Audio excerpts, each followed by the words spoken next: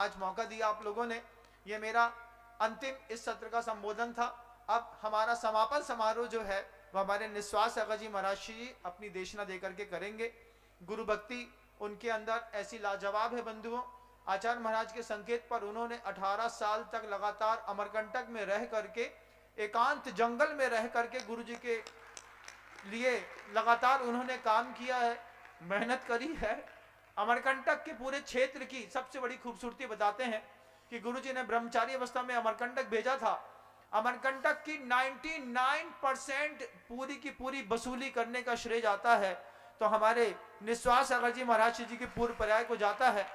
करोड़ों रुपए का धन संचय करके मंदिर को लगाना, व्यवस्थित करना, पूरा ऑडिट करना, पूरा मैनेज करके 18 साल तक लगातार जब जिन मंदिर बनाने में गुरुदेव के साथ मिलकर के आपने परिश्रम किया और फलश्रुति में फिर ब्रह्मचारी अजय भैया से हमारे निस्वास सागर जी महाराज प्रकट हुए हैं।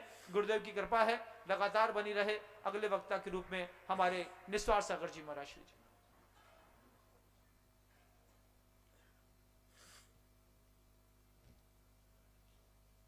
ओम नमः सिद्धेभ्यः, ओम नमः सिद्धेभ्यः, ओम नमः सिद्धेभ्यः।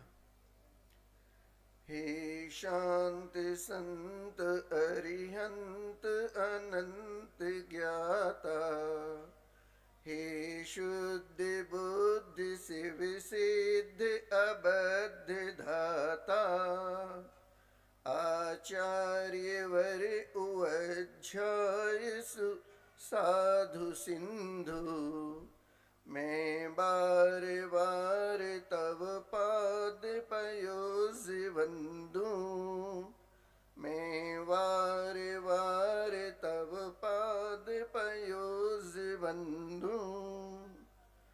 दिवाली देव श्री आदिनाथ भगवान की, संत श्रोमणी आचार्य भगवंत गुरुदेव श्री विद्यासागर जी महामुनिराज की, आचार्य परमेष्टि गुरुदेव श्री समय सागर जी महामुनिराज की, ज्येष्ठ मुनिराज श्री ब्रह्म सागर जी महामुनिराज की, पूज्य निसर्ग सागर जी आदि 3 कम 9 कोटि महामुनिराजों की, कल्पद्रुम महामंडल विधान की, आचार्य भगवंत के प्रथम समाधि महामहोत्सव की, आचार्य भगवंत के विशाल समूह शरण की।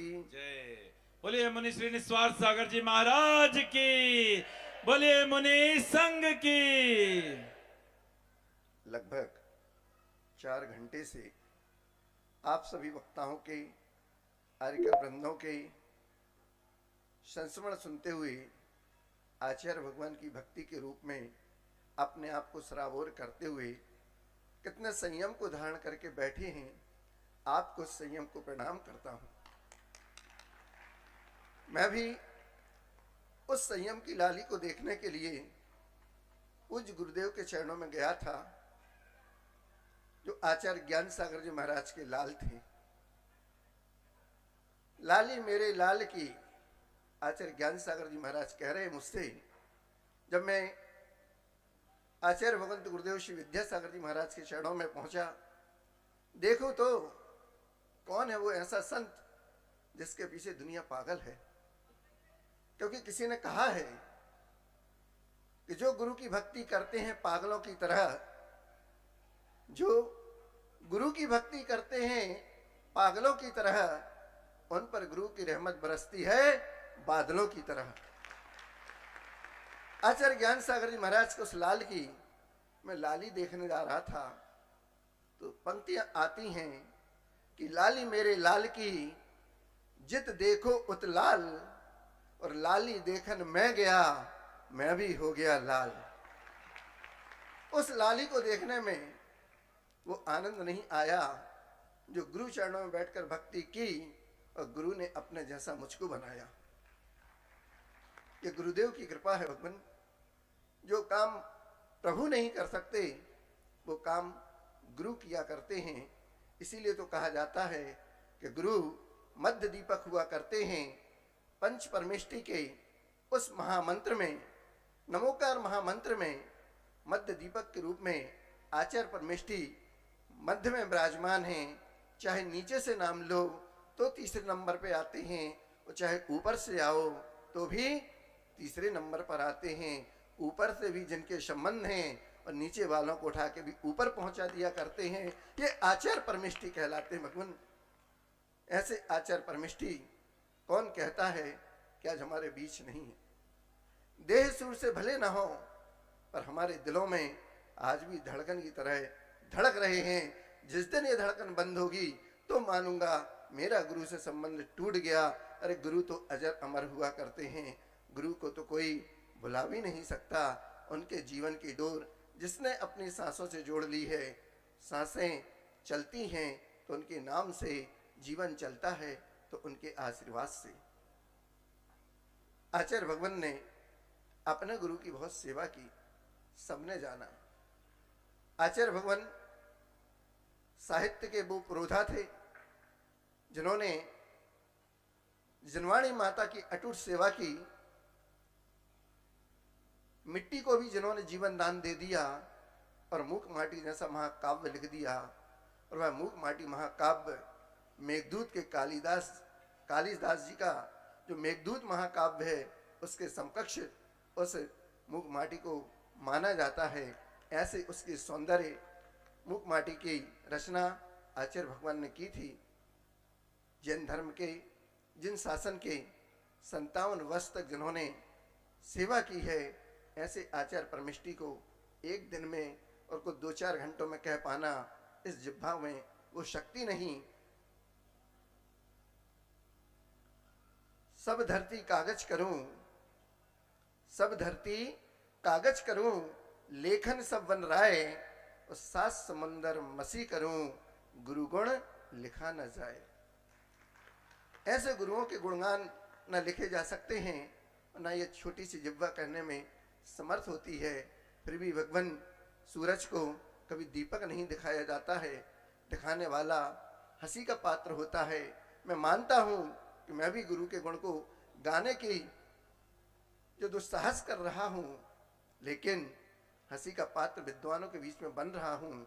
लेकिन याद रखना, उसी दीपक के माध्यम से सूरज को उजाला नहीं दिखाया जाता, लेकिन उस दीपक के माध्यम से उस सूरज की आरती तो उतारी जा सकती है। मैं उस सूरज की आरती को उतारने का प्रयास कर रहा हूं। आचार्य भगवान हाइकू के बहुत प्रशंसक हुआ करते थे और उन्हें अपने जीवन में हजारों हाइकू की रचना की। 17 पंक्ति की वह छोटी सी कविता, पर होती है बहुत छोटी की कविता। आचार्य भगवान के एक हाइकू था, पीछे भी देखो पिछलग्गू ना बनो, पीछे रहोगे। आज विगत 4 घंटे से आप लोगों ने जो भी सुना उससे हटकर कुछ कहने का प्रयास कर रहा हूं। पीछे भी देखो, तो थोड़ा सा इतिहास की ओर अपन दृष्टिपात करते हैं। थोड़ा सा विषय संक्षिप्त करूंगा, 20 मिनट 15 मिनट के अंदर आपको फ्री करूंगा, ध्यान से सुनिएगा। पीछे भी देखो, 2000 वर्ष पूर्व की वह घटना है। आचार्य भद्रबाहु जैन जगत के एक महान आचार्य हुए। भगवान महावीर स्वामी के वह 7वें पट्टधर थे, सिद्धि संपन्न थे, महामुनिराज थे, कठोर तपस्वी और आत्मध्यानी थे, संघ का सबभार वहन करने में निपुण थे, चतुर्दश पूर्व के और अष्टांग महानिमित्त की ज्ञाता थे। विहार करते हुए सारे देश को, सारी समाज को, सारी जनता को उन्होंने उनका महान कल्याण किया था। आपके ही नगर के बाजू, इंदौर से बाजू में उज्जैन, क्षिप्रा नदी का वह पावन तट, उस नगर की वह घटना है। आचार्य भगवान भद्रबाहु स्वामी जब रास्ते से निकल रहे थे, तभी पालने में झूलते हुए एक बालक ने आचार्य महाराज को संकेत किया, आप यहां से शीघ्र चले जाओ। आचार्य महाराज ने जब उस बालक की ध्वनि को सुना, पालने में लेटा बालक छोटा सा है, मुंह में दांत भी नहीं है और बोल रहा है आप यहां से शीघ्र चले जाओ। आचार्य महाराज ने जाना, सुना उसकी बात को, निमित्त ज्ञानी थे, समझ गए यहां पर कुछ अनिष्ट होने वाला है। निमित्त ज्ञान से उन्होंने जान लिया कि यहां पर 12 वर्ष का अकाल पड़ने वाला है। संघ में वापस आए, संघ को निर्देशित किया और कहा कि अब हमें यहाँ से विहार करना है, समुद्र किनारे दक्षिण की ओर हमें वहाँ पर जाना है। इतना कहकर वह मौन हो गए। उसी कुछ समय पश्चात जो चंद्रगुप्त वहाँ का राजा था वो आया। उसने रात्रि में कुछ स्वप्न देखे थे। उन स्वप्नों का फल जानने के लिए और आचार्य भगवान के दर्शन आशीर्वाद को प्राप्त करने के लिए वह उनके चरणों में आया। चंद्रगुप्त ने आचार्य महाराज की वंदना की, यथायोग्य अभिवादन किया, पूजन किया और चरणों में प्रणाम करके बैठ गया और बोला, भगवान मैंने रात्रि में कुछ स्वप्न देखे हैं, उन स्वप्नों का फल मैं जानना चाहता हूँ। आचार्य भगवान ने चंद्रगुप्त के वह स्वप्न सुने और सबका उत्तर दिया। अंतिम निष्कर्ष यही निकला कि ये सारे स्वप्न जो आपने देखे हैं वह सब अनिष्टकारी हैं। इतना सुनते ही चंद्रगुप्त ने अपने पुत्र को राज दिया और आचार्य भगवान भद्रबाहु के कर कमलों से जैनेश्वर दीक्षा को प्राप्त कर लिया और संघ के साथ विहार कर गए। वहां विहार करके संघ को जब निर्देश दे दिया, आचार्य महाराज पहुंचे तो 12,000 संघ मुनिराजों का विशाखाचार्य महाराज के सानिध्य में दक्षिण की ओर विहार करा दिया और चंद्रगुप्त और आचार्य भगवान भद्रबाहु जी वहां पर रुक गए। वह स्थान था चंद्रगिरी पर्वत, गोमटेश्वर, बाहुबली।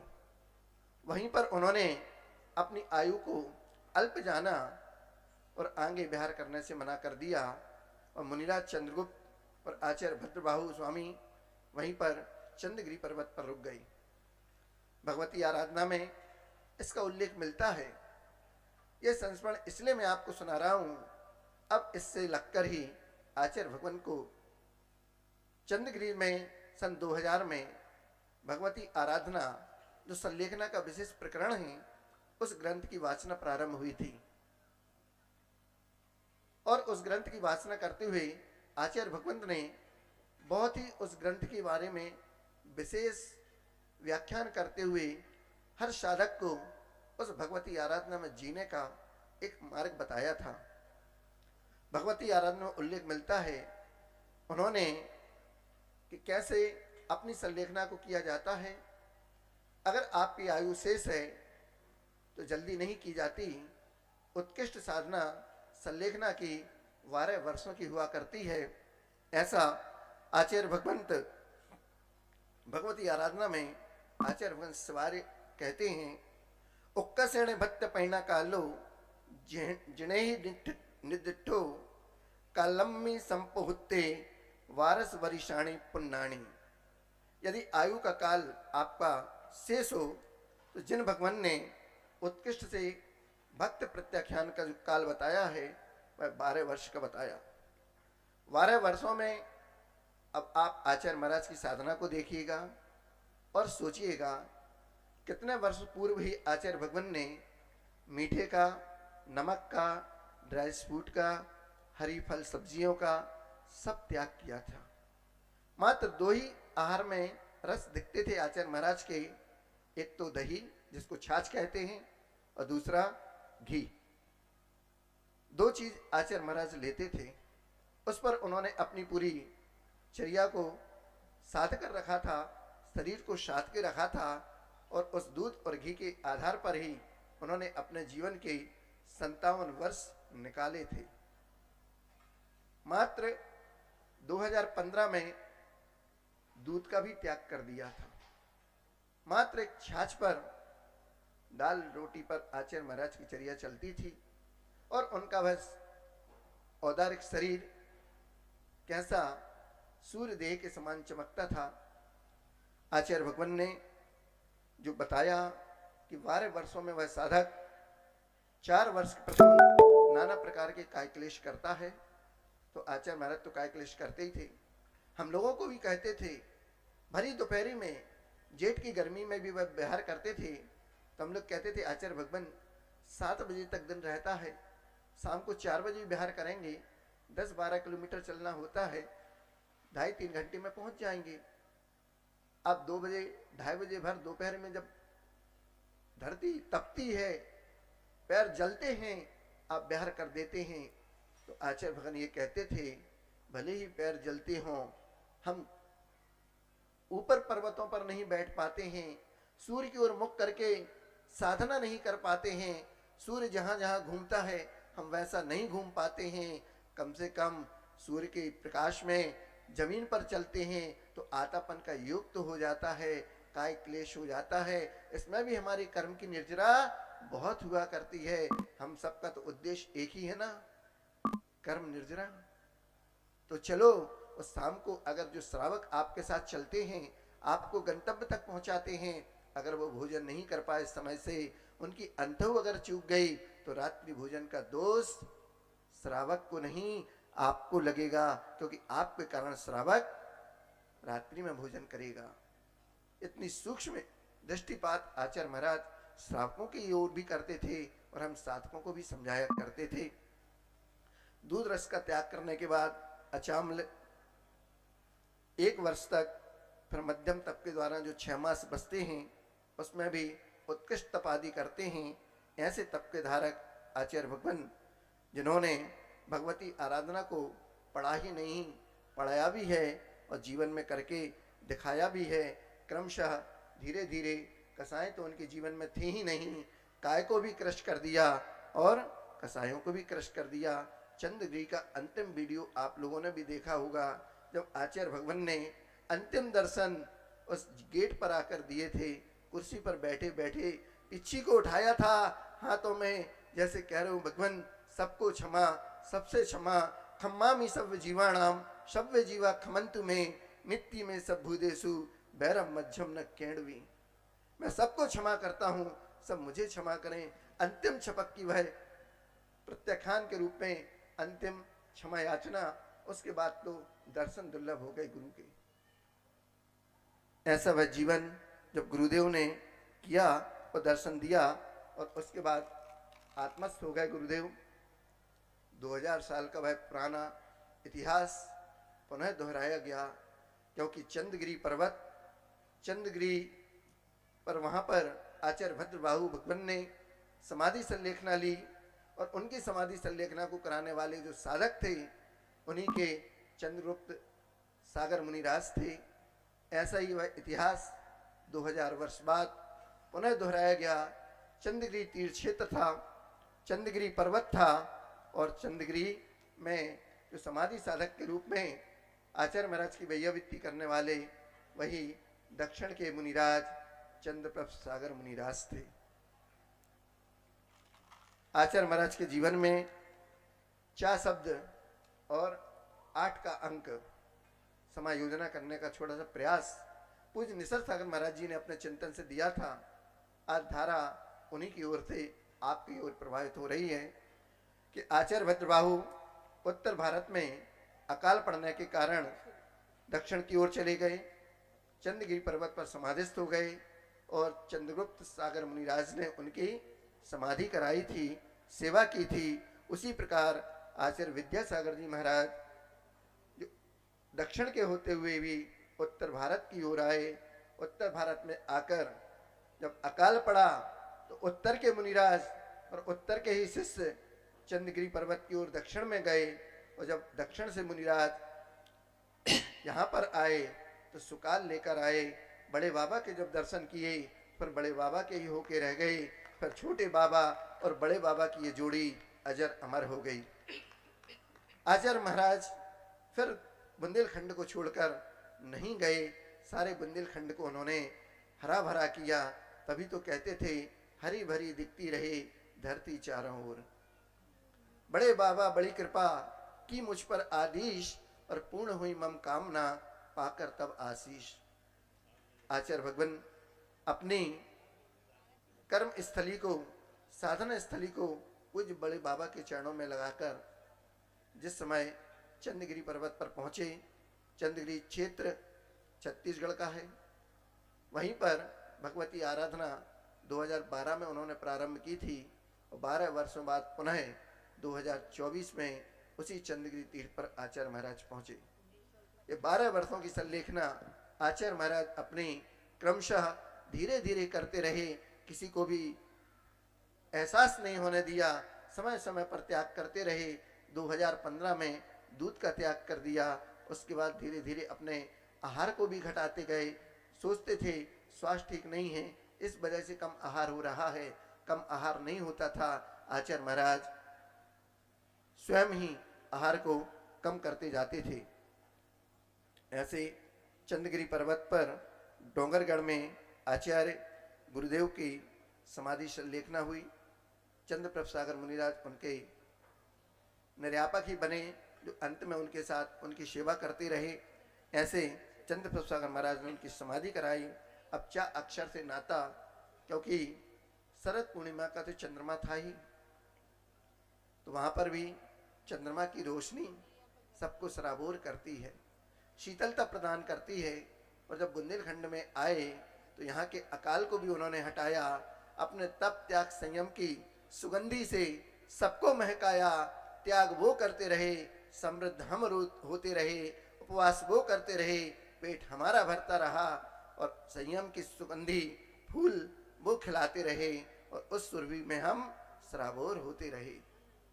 गांव गांव और पांव पांव जाकर उन्होंने ऐसे अनगढ़ पत्थरों को निकाला, तराशा, आज वो सब कोहिनूर हो गए।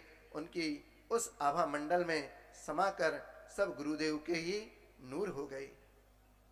ऐसे उस आभा मंडल जो पूर्णिमा की चांदनी थी, पूर्ण रोशनी थी, गोत्र भी उनका अष्टगे था, 8 का अंक वहां पर आता है। और अष्टमी की रात्रि में हम सबको यह असहनीय समाचार प्राप्त हुआ था कि आचार्य भगवान की संलेखना हो गई। वह भी अष्टमी की रात्रि थी और तारीख थी 17 फरवरी, 7 और 1 8, 2024 जोड़ेंगे तो 8 का ही अंक बनता है। पसंदीदा हाइकू गुरुदेव बहुत लिखते थे, वो 17 अक्षर थे, उसमें भी 7 और 1 8 बनता है। बचपन के संस्कार अष्टमूल धारण करने वाले थे, उन अष्टमूल गुणों को धारण किया। पता नहीं वो अष्टमूल गुण कब अष्टकर्मों के नाशन हेतु रत्नत्रय में परिवर्तित हो गए, और अष्टकर्मों को नाश करने के लिए गुरुदेव उस रत्नत्रय को धारण करके अष्टम भूमि में जाकर जब विराजमान होंगे तो सिद्धों के 8 गुण भी उन्हें प्राप्त हो जाएंगे। ऐसे 8 के अंक के साथ भी आचार्य महाराज का बहुत अच्छा योग बनता है। ऐसे आचार्य भगवान जब चंद्रगिरी पर्वत पर पहुंचे तो वहां पर भी अष्टम तीर्थंकर मूलनायक के रूप में चंद्रप्रभु भगवान विराजमान हैं। तीर्थ का नाम भी चंद्रगिरी तीर्थ है, और मुनि महाराज चंद्रप्रभ सागर जी उनके सेवा में संलग्न रहे, और जो पुरानी पिच्छी मिली थी वहाँ के ही ट्रस्टी चंद्रगिरी तीर्थ के, उनका नाम भी चंद्रकांत जैन था। ये सब आचार्य भगवान की उस पहलुओं को छूने का प्रयास किया जो आचार्य महाराज वास्तव में अपने आशीर्वाद से सबको पुष्पित और पल्लवित करते थे। ऐसे चेतन चंद्रोदय को भी आचार्य महाराज ने लिखा था, और उस चेतन चंद्रोदय में चंद्रगिरी पर्वत पर ही 12 वर्षों की साधना के बाद पहुंचकर समाधिस्थ हो गए। कहा है कि वो जहां भी जाएंगे रोशनी लौटाएंगे। अनुराग भैया को ये पंक्ति दे रहा हूं कि वो जहां भी जाएंगे रोशनी लौटाएंगे, चिरागों का अपना कोई मकान नहीं हुआ करता है।